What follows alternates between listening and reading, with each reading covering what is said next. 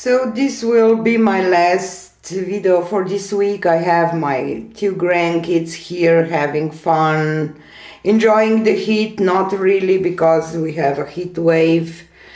So I was just playing in, because it's a lot of noise of the kids outside. I was just playing and recording and not talking, but I want to came up here just to explain that I did some paint wash here. I did a horizontal line, add a little white for the sky and a little darker blue here to kind of, make this wave more.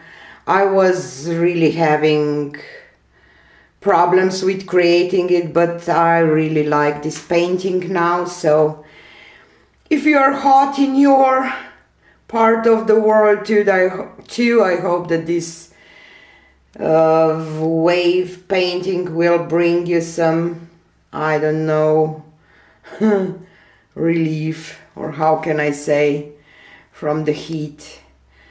And check the description box if you are interested in buying some of my art. And next week I will start probably doing lives. I will let you know in front to 1 or 2 days when I will do them. And have a nice weekend and see you again on Monday. Bye.